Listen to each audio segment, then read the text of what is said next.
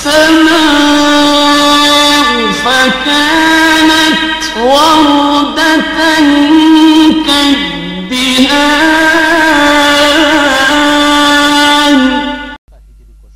فبأي آلاء ربكما تكذبان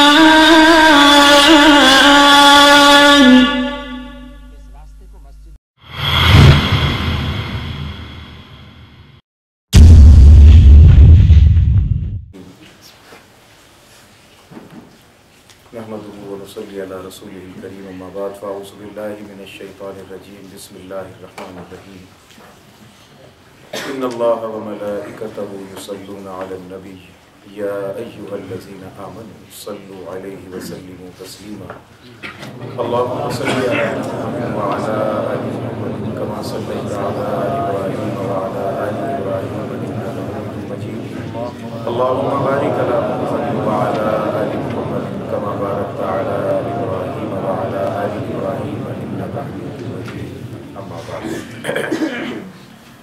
صفحہ نمبر 488 پارہ نمبر 27 کی اختتامی آیات طیبات. پارہ نمبر 27 کا بھی اختتام اور سورہ مبارکہ حدید کا بھی اختتام.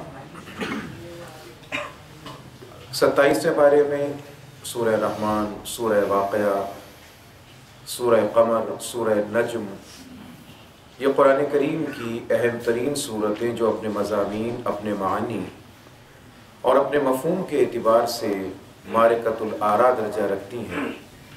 اور خصوصیت کے ساتھ سورہ رحمان کم و بیش ہر مسلمان قرآن کریم کی جو آیات اس کو ذہن کے اندر بیٹھی ہوتی ہیں اور کبھی بھی اس کے ذہن سے نکل نہیں پاتی، ان میں سے ایک آیت فَبِأَيِّ آلَاءِ رَبِّكُمَا تُكَذِّبَانِ، یہ بھی وہ آیت کریمہ ہے جو اس میں موجود. ہم نے سنا اللہ کی توفیق سے، اس کے کرم، اس کی عنایت سے. اور 27واں پارہ آج اختتام پذیر ہے، اور اس موقع پر انشاءاللہ العزیز ملک پاکستان کے نامور ثناخواہ اور نعت خواں محترم جناب مولانا محمد قاسم صاحب، جس دن حضرت میاں صاحب کی مسجد میں پروگرام تھا وہ تشریف لائے تھے، ان سے عرض کیا اور انہوں نے ہماری درخواست کو قبول کیا. انشاءاللہ درس کی تکمیل کے بعد انشاءاللہ العزیز وہ تشریف لا چکے ہیں، وہ بھی آپ کو اپنا کلام سنائیں گے. اور جن حضرات نے سنا ہے وہ جانتے ہیں کہ ماشاءاللہ وہ کتنی بہتری کے ساتھ اللہ تبارک و تعالیٰ نے انہیں اس کام کے لیے قبولیت عطا فرمائی. تو یہ میں نے اس لیے آغاز میں آپ کی خدمت میں عرض کر دیا کہ تاکہ آپ حضرات درس کے اس مکمل ہو جانے کے بعد خیر و عافیت کے ساتھ اور توجہ کے ساتھ یہاں تشریف فرما رہیے گا. پچھلے درس میں سورہ حدید، اس کو جو حدید کہتے ہیں، حدید کا معنی لوہا،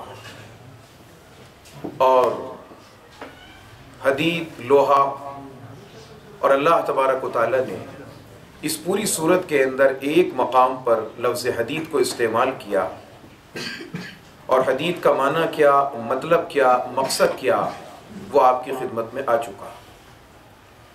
آج کے درس میں جو بنیادی طور پر چیز سامنے آئے گی اسے کہتے ہیں رہبانیت.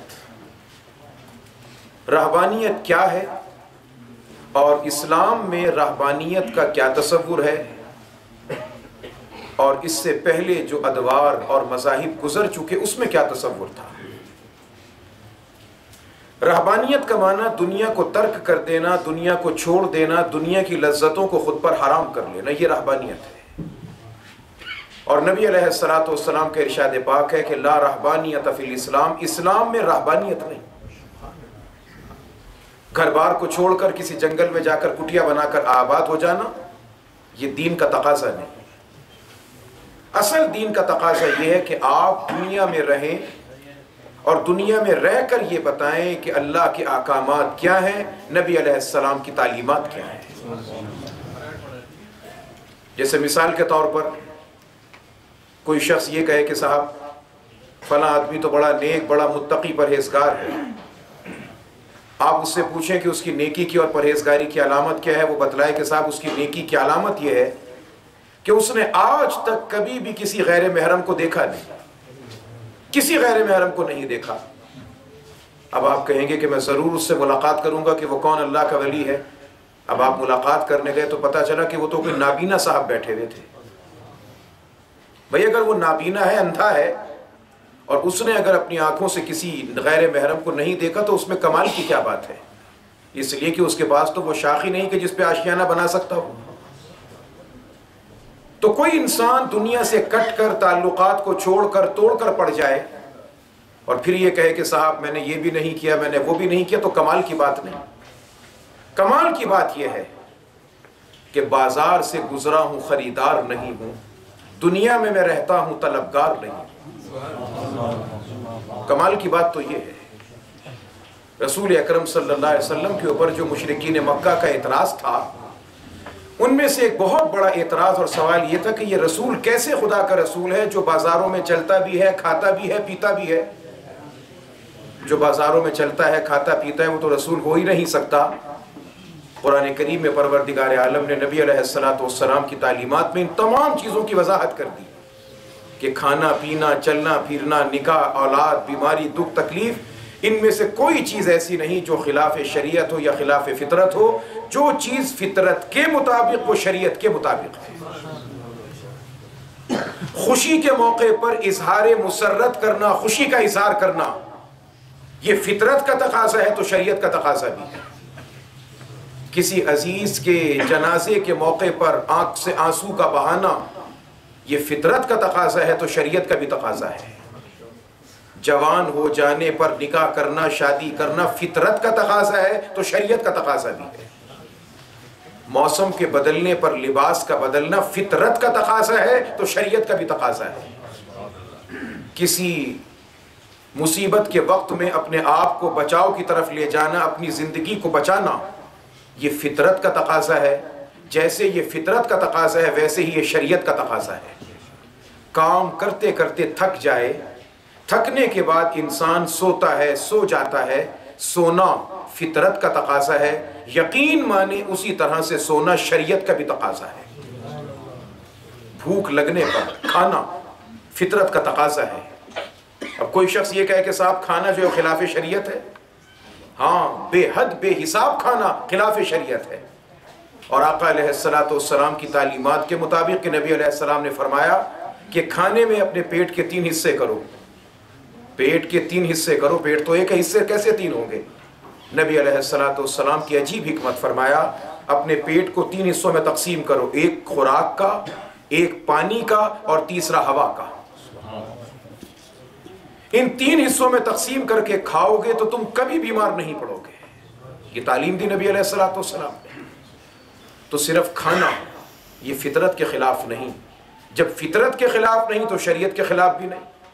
لہٰذا دنیا کو چھوڑ دینا، دنیا کی تمام چیزوں کو ترک کر دینا، نہ شادی نہ بیاہ، کچھ بھی نہیں۔ جیسا کہ عیسائی مذہب کے اندر ہوتا ہے کہ عیسائیوں کا جو پادری ہے اور عیسائیوں کے ہاں جو کام کاج کرنے والی چرچ میں عورتیں جن کو ننس کہا جاتا ہے، ان کے لیے چرچ کے قانون کے مطابق نکاح کرنا حرام ہے، پابندی ہے۔ اس کا اثر یہ ہے کہ دنیا میں خدا نخواستہ اللہ نہ کرے کسی مسجد میں، کسی مدرسے میں اگر کوئی غیر اخلاقی واقعہ پیش آ جائے، اخبارات اچھال اچھال کے بیان کرتے ہیں۔ میں پوری ذمہ داری سے آپ سے عرض کر رہا ہوں کہ پوری دنیا میں گندگی کے، غلاظت کے اور بدکاری کے اہم ترین، بڑے ترین مراکز وہ ہیں جو عیسائیوں کی عبادت گاہیں ہیں۔ وجہ کیا ہے؟ اس لیے کہ پادری، وہ پادری تو ہے مگر انسان بھی تو ہے، مرد بھی تو ہے۔ ننس جو خواتین چرچ کی خدمت کر رہی ہیں، انہوں نے اپنے آپ کو خدمت کے لیے وقف کر دیا۔ بھائی خدمت کر رہی ہیں، عورت بھی تو ہیں۔ جسم کے تقاضے کہاں چلے جائیں گے؟ جسم کا مطالبہ کہاں چلا جائے گا؟ لہٰذا جب اس کے اوپر جائز طور پر پابندی لگائی گئی، اللہ تبارک و تعالیٰ کے حکامات کی خلاف ورزی کی گئی، اس کے لیے غلط راستوں کو اختیار کر لیا گیا۔ اسلامی شریعت میں، اسلامی سلطنت میں نبی علیہ السلام نے فرمایا کہ رہبانیت کا کوئی وجود نہیں، کوئی وجود نہیں رہبانیت کا۔ دنیا کو چھوڑنا، دنیا کے تعلقات کو ترک کرنا، اس کا کوئی تعلق نہیں۔ ہاں، فرمایا اسلام کی رہبانیت کا نام جہاد ہے۔ جو شخص میدان جہاد میں نکلتا ہے، اپنی جان کی بازی لگاتا ہے، گویا کہ وہ دنیا کی تمام تر چیزوں کو ترک کر کے اللہ کی طرف آ رہا ہے۔ اور اسی لیے تو پھر پروردگار عالم نے اس کو یہ عزت اور مقام دیا ہے۔ آپ نے دنیا کے اندر دیکھا، قرآن کریم پڑھیں، شاعروں کا کلام پڑھیں، آپ غالب کو پڑھیں، میر کو پڑھیں، اقبال کو پڑھیں اور دیگر شعراء کو پڑھیں، وہاں پہ آپ کو مثال ملے گی، صاحب میرا جس سے محبت کا تعلق ہے اس کا چہرہ چاند جیسا۔ کہیں پہ چاند کی مثال، دانتوں کو دیکھا تو موتیے کی کلیوں کی مثال، بالوں کو دیکھا تو ہواؤں کی اور گھٹاؤں کی مثال، صبح خرامی کو دیکھا تو صبح کی باد نسیم کی مثالیں دی گئی۔ مگر پروردگار عالم بڑی عجیب اور بڑی عجیب و غریب مثال پیش کر رہا ہے۔ 30واں پارہ سورہ عادیات، والعادیات ضبحا فالموریات قدحا فالمغیرات صبحا فاثرن به نقعا فوسطن به جمعا۔ گھوڑا واحد جانور ہے جس کے پاؤں کے نیچے لوہا لگایا جاتا ہے۔ اللہ فرماتے ہیں والعادیات ضبحا، قسم ہے مجھے اس وقت کی جب گھوڑا، مجاہد کا گھوڑا سرپٹ دوڑتا ہے اور دوڑنے کی وجہ سے اس کے پاؤں کا لوہا زمین کے پتھر سے ٹکراتا ہے، اور ٹکرانے کی وجہ سے جو چنگاریاں پھوٹتی ہیں، میں اللہ ان چنگاریوں کی قسم کھاتا ہوں۔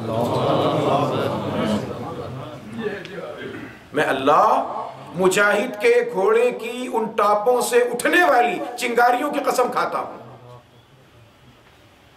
جب اس کے پاؤں سے اٹھنے والی چنگاریوں کی خدا قسم کھا رہا ہے، تو جو مجاہد اس کی پشت پر سوار ہوتا ہے، اس کا اللہ کی بارگاہ میں کتنا اونچا مقام ہوگا، کیا مرتبہ اور کیا شان ہوگی۔ تو اس لیے ہم جہاد کر سکیں نہ کر سکیں، مگر یاد رکھیے گا مجاہدین کی محبت دل میں ضرور رکھیے گا۔ اسی لیے آقا علیہ السلام کا ارشاد پاک ہے کہ جس کے قلب میں پوری زندگی میں ایک مرتبہ بھی جہاد یا شہادت کی تمنا پیدا نہیں ہوئی، منافقت کی موت پہ مرا ہوا، منافقت کی موت پہ مرا۔ تو بیٹھ کر باتیں کر لینا بہت آسان ہوتا ہے، اور جان کی بازی لگا کر اللہ کے پرچم کو بلند کرنے کی فکر لے کر اپنے آپ کو مرنے کے لیے پیش کرنا بڑا مشکل کام ہوتا ہے۔ اور میں آپ سے عرض کر چکا کہ پروردگار نے جو فرمایا کہ میں نے لوہا اتارا، وَأَنزَلْنَا الْحَدِيدَ فِيهِ بَأْسٌ شَدِيدٌ، ہم نے اتارا لوہا، اور لوہے کی ضرب بڑی سخت ہوتی ہے۔ اس میں پہلی بات پروردگار عالم جو بتانا سمجھانا چاہتے ہیں وہ کیا ہے کہ لوہا اتارنے کا مقصد یہ ہے کہ مسلمان لوہے سے ہتھیار تیار کرے اور اللہ کے دین کے اعلاء اور بلندی کے لیے، جہاد کے لیے اپنے آپ کو پیش کر دے۔ یہ اشارتاً پروردگار عالم نے اس بات کو بتایا اور سمجھا دیا۔ بہرحال رہبانیت کا اسلام میں کوئی تصور نہیں۔ عیسائی لوگ اس وقت میں جناب عیسیٰ مسیح علیہ السلام جب دنیا سے آسمان پر چلے گئے، ان کے بعد لوگوں نے جب زندگی کو تنگ کر دیا، تو جناب عیسیٰ کے جو صحیح معنوں میں ماننے والے لوگ تھے، وہ اپنے آپ کو دنیا کی سب لذتوں سے اٹھا کر جنگلوں میں لے گئے۔ اس وقت کی وہ ضرورت تھی۔ اور اب بھی یاد رکھیے گا، کسی چیز کو خود پر اپنے اوپر حرام کر لینا، اس کے 3 درجے ہیں۔ نمبر 1، کوئی انسان خود پر کسی چیز کو حرام کرتا ہے کہ جناب میں آج کے بعد فلاں چیز نہیں کھاؤں گا، کیوں جی یہ حرام ہے۔ یہ بات بالکل غلط، یہ کہنے والا اسلام سے خارج۔ جس کو اللہ نے حلال کیا، تم کون ہوتے ہو حرام کرنے والے۔ دوسرے نمبر پر ایک چیز جائز، حلال، ایک انسان اسے ترک کرتا ہے، چھوڑتا ہے، یہ کہہ کر نہیں کہ یہ حرام ہے، اس لیے کہ اگر میں نے اس کو استعمال کیا تو استعمال کی وجہ سے مجھے طبیعت میں پریشانی ہوگی، پرہیز کے لیے چھوڑا، بالکل جائز۔ تیسرا درجہ، کوئی چیز کسی سے چھڑوائی جائے اس کی کسی روحانی بیماری کو دور کرنے کے لیے، جیسا کہ بعض اللہ کے بندے، اللہ کے نیک بندے، بزرگان دین، ان کا یہ معمول تھا۔ حکیم الامت مولانا اشرف علی صاحب تھانوی رحمۃ اللہ علیہ، جن کے نام پر ہمارا جامعہ اشرفیہ ہے، حکیم الامت تھے، وہ امت کے حکیم، اور وہ انسانوں کے روحانی امراض کا علاج کرنے کا اللہ نے ان کو بڑا ڈھنگ اور سلیقہ عطا فرمایا تھا۔ قاری طیب صاحب رحمۃ اللہ علیہ، جو دارالعلوم دیوبند کے 50 سال تک محتمم رہے، ننیحال نوابوں کی، ددیحال مولانا قاسم نانوتوی صاحب رحمۃ اللہ علیہ دیوبند کے بانی تھے، قاری طیب صاحب کے سگے دادا تھے. شہزادوں والی زندگی. فرماتے ہیں کہ جب پڑھ بھی لیا لکھ بھی لیا، صاحبزادگی کا بھی نقشہ تھا کہ بھئی اتنے بڑے عالم کے پوتے ہیں اور پورے مدرسہ جو ہے وہ ان کے باپ دادا کا ہے. پھر ماشاءاللہ پڑھنے کے اندر بھی اللہ کریم نے علم بھی دیا اور پڑھنے کی صلاحیت بھی دی. اب کہتے ہیں کہ میرے ابا جان کہاں پہنچا کے آتے ہیں؟ حکیم علومت حضرت تھانوی رحمۃ اللہ علیہ کے پاس. اب یہ جو غرور کا اور تکبر کا جو دل میں سور ہوتا ہے، یہ بڑا عجیب ہوتا ہے. اور یاد رکھیے گا کہ آپ کا دوست وہ نہیں جو آپ کی تعریف کر رہے ہیں. آپ کا حقیقی دوست وہ ہے جو آپ کی غلطی مناسب انداز میں آپ کو بتا رہے ہیں. وہ آپ کا دوست نہیں جو آپ کو آپ کی غلطی کو بھی آپ کی تعریف کی طرف لے کر جا رہا ہے. وہ آپ کا سچا دوست نہیں، مخلص دوست نہیں. صحیح مخلص دوست وہ ہے جو جائز انداز میں آپ کی غلطی پر آپ کی نشاندہی کرتے کہ دیکھو بھئی یہ غلطی ہے، اس کو درست کر لینا، نہیں تو تمہیں بڑی تکلیف اٹھانی پڑ جائے گی. اب فرماتے وہاں پہنچے. وہاں پہنچنے کے بعد ہم تو سمجھے بھئی صاحبزادے ہیں، اتنی بڑی نسبتیں، یہاں پہنچے گے جا کے تخت طاؤس ہمارے لیے موجود ہوگا. وہاں پہنچے تو پیغام کیا ملا؟ محمد طیب، نمازی جتنے نماز پڑھنے کے لیے آئیں آپ گیٹ پر بیٹھ جائیں، سب کی جوتیاں سیدھی کر کر کے رکھیں. اب قاری صاحب فرماتے ہیں کہ ان جوتیوں کو سیدھا کرنا ایسا لگ رہا تھا کہ میرے جسم پہ کوئی جوتیاں مار رہا ہے. اس لیے کہ ابھی تک تو السلام والا حضرت حضرت حضرت، کوئی ہاتھ چوم رہا ہے، کوئی پیر چوم رہا ہے، فلاں کے بیٹے فلاں کے پوتے. اب یہاں پہ کیا کہنا کہ آپ نے جوتیاں سیدھی کرنی ہے. بڑی طبیعت پہ گرانی، بڑی گرانی. ایک دن گزرا، 2 دن گزرا. حضرت نے کہا اچھا بھی محمد طیب، اب اگلا کام آپ کا، وہ زمانہ فلش سسٹم کا تو تھا نہیں، لوگ استنجا کرتے تھے پانی سے اور مٹی کے ڈھیلوں سے. طیب صاحب آپ کا اگلا کام یہ ہے کہ جہاں پہ لوگ بیت الخلاء کے اندر نماز سے پہلے جاتے ہیں وہاں پر آپ نے مٹی کے ڈھیلے توڑ توڑ کر رکھنے ہیں تاکہ استنجا کرنے والوں کو پریشانی نہ ہو، بالکل پریشانی نہ ہو. اب فرماتے ہیں کہ طبیعت کے اوپر اتنی گرانی، اس لیے کہ زندگی گزری ناز و نعمت میں، ہر طرف سے داد و تحسین کے ڈونگرے، اور وہاں پر یہ کبھی جوتی سیدھی کریں کبھی مٹی توڑیں. بڑی عجیب کیفیت. فرماتے ہیں کہ یہ کیفیت بڑی عجیب رہی اور دل چاہا کہ چھوڑ کے توڑ کے سب چیزوں کو چھوڑ کے بھاگ جاؤں، سارا کچھ چھوڑ کے چلا جاؤں. مگر فرماتے ہیں کہ جمع رہا، ڈٹا رہا. شیخ کامل میری پشت پر تھے، نگرانی کرتے رہے. اور پھر ایک وقت وہ آیا کہ میں خود ان کے حضرت کے کہنے پر نہیں، پہلے یہ ہوتا تھا کہ جوتی سیدھی کرنے پہ طبیعت میں گرانی ہوتی تھی. فرماتے لگے کہ پھر وہ وقت آیا، وہ کیفیت پیدا ہو گئی کہ اپنی چاہت سے میں، اپنی خوشی سے میں دوسروں کی جوتیاں سیدھی کرنے میں اپنے لیے فخر کا ذریعہ سمجھتا تھا. حضرت نے فرمایا کہ بیٹا میں یہی تو مقام تم کو پیدا کروانا چاہتا تھا، میری کوئی اور غرض نہ تھی. اس طرح سے بسا اوقات کچھ اللہ والے، کچھ چیزیں جو بالکل جائز ہوتی ہیں مگر روح کی تربیت کے لیے ان چیزوں کی ممانعت کر دیتے، پابندی لگا دیتے، مکمل پابندی، ممانعت لگا دیتے. بڑے بڑے اللہ والوں کے واقعات. آج کل تو خیر کام ہی کچھ نہیں، آج کل تو یہ بیعت پیری مریدی ایک ڈھونگ بازی بن چکی. ہم بڑے بڑے بزرگوں کے ساتھ اپنے تعلقات قائم کر کے بیعت کرنے کے بعد بس جناب ہم تو فلاں سے بیعت ہیں. بیعت کا معنی ہم کو نہیں پتا. بیعت کا معنی ہے بیعن، بیچنا. بیعت کا معنی ہے اپنی خواہشات کو بیچنا. اب میری خواہش میری نہیں، جو میرا اللہ چاہے گا وہ میں کروں گا. یہ ہے بیعت کا معنی. بیعت کا معنی اپنے نام کے ساتھ چشتی، قادری، نقشبندی، سہروردی، صابری، نظامی محض یہ لکھوانا نہیں. بیعت کا معنی اپنے دل کے الٹے کاغذ کو سیدھا کرنا ہے. بیعت کا معنی اللہ کے ذکر کی ضرب سے اپنے اندھیرے دل کو روشن اور اجلا کرنا ہے. یہ ہے بیعت کا معنی. ہم سمجھ ہی نہ سکے تو بسا اوقات اللہ کے نیک بندے کچھ چیزیں جو جائز اور حلال ہیں ان کو پابند کر دیتے ہیں، منع کر دیتے ہیں. بسا اوقات کوئی آدمی آتا ہے کسی بزرگ کے پاس، واقعات ملتے ہیں ہم کو، اور وہ پابندی لگاتے ہیں کہ آپ نے یہ کام نہیں کرنا، یہ چیز نہیں کھانی، آپ نے اتنی مدت تک آپ نے یہ چیز نہیں پہننی. کیوں؟ اس میں حلال و حرام کی بات نہیں ہوتی. اصل مقصد اس کے دل کے غرور کو مارنا ہوتا ہے. اصل مقصد اس کے قلب میں پلنے والے غرور کے خنزیر کا سر کچلنا ہوتا ہے. کہ کہیں یہ چیز پل کر بڑھ کر اس کے اندر مزید اس کی خناسیت کا ذریعہ نہ بن جائے۔ تو بسا اوقات کسی چیز کو پابندی کے ساتھ اختیار کیا جاتا ہے، کیوں؟ حکمت کے تحت۔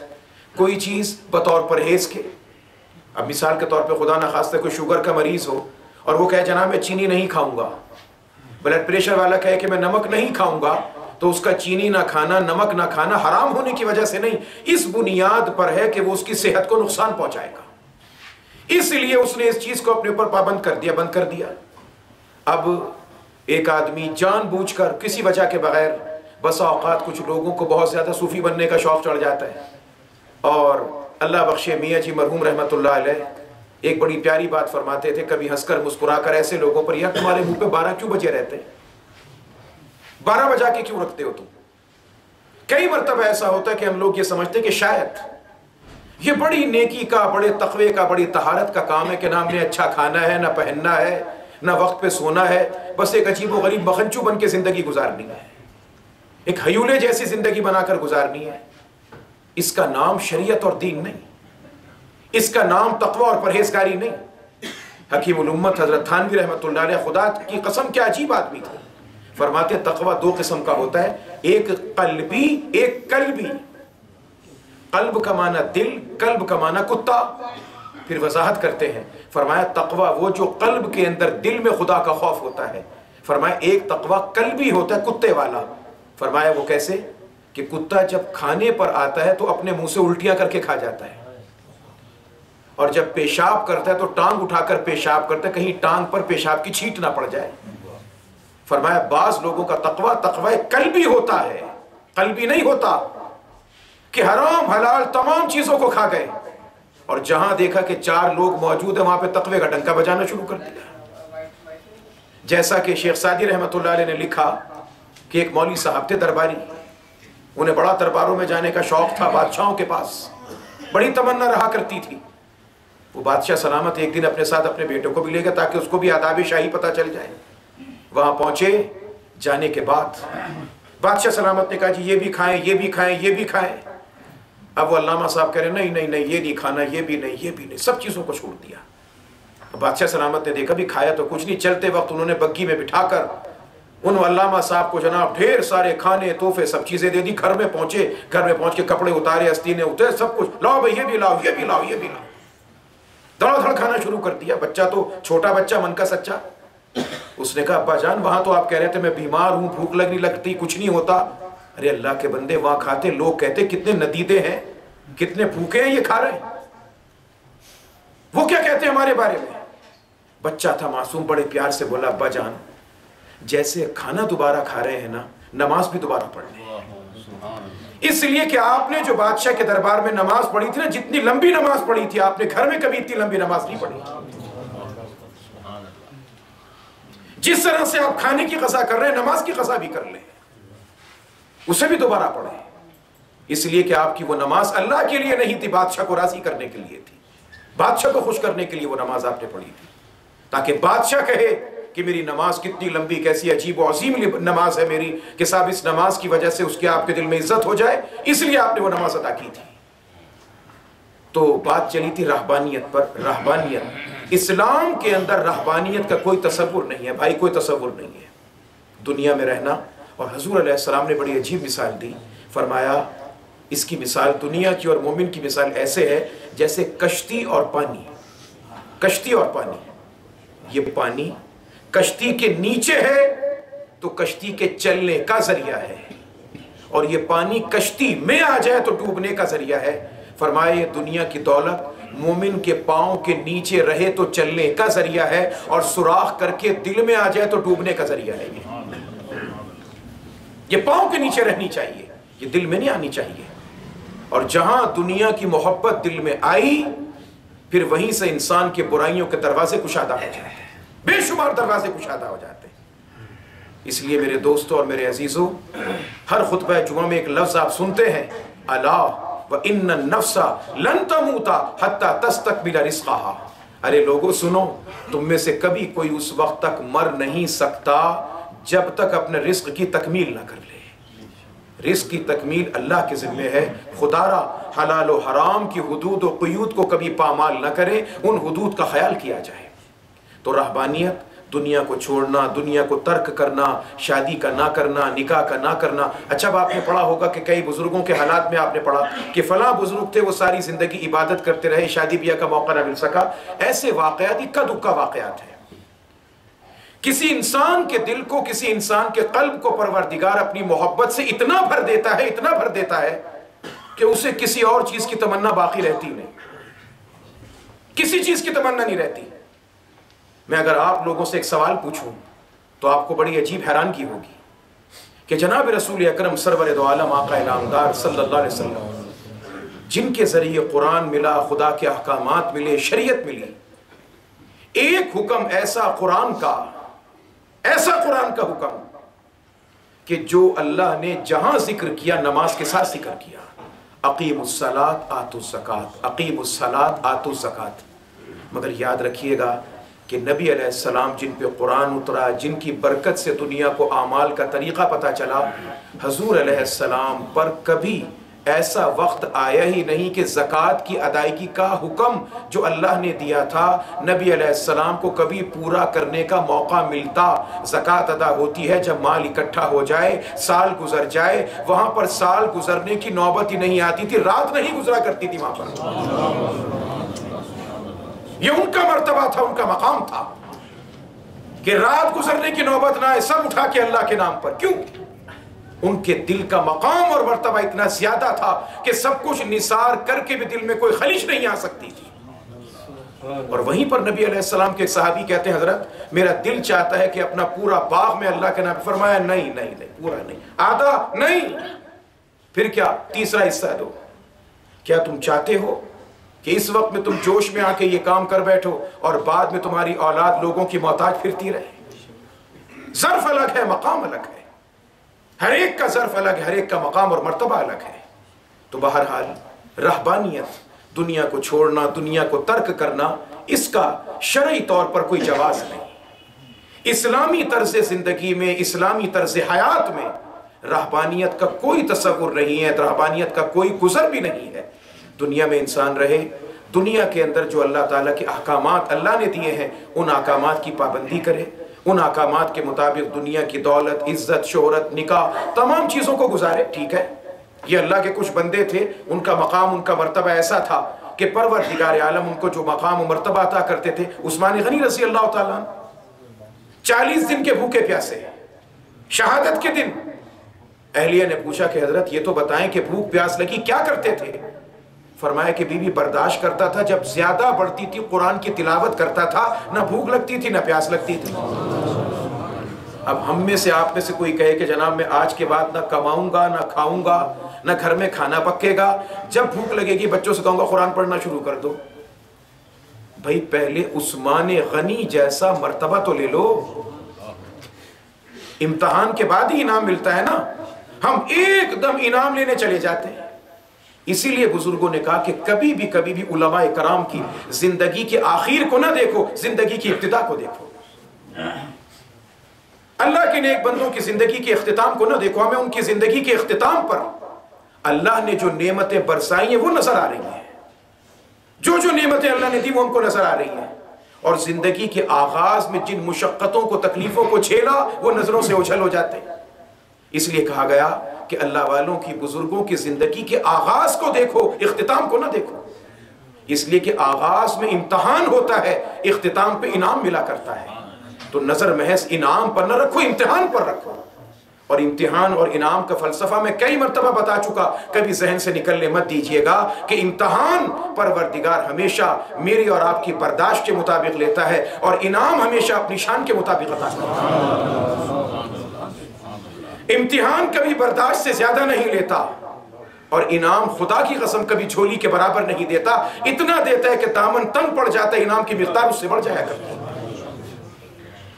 تو اللہ تبارک و تعالیٰ فرماتے ہیں کہ رہبانیت کا کوئی گزر نہیں اسلام کے اندر، رہبانیت کا کوئی طریقہ کار اسلام کے اندر جائز نہیں. یہ اس کا خلاصہ تھا.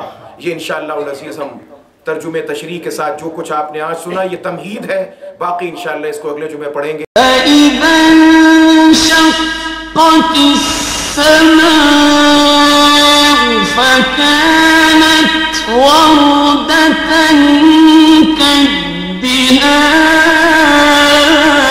كالدهان فبأي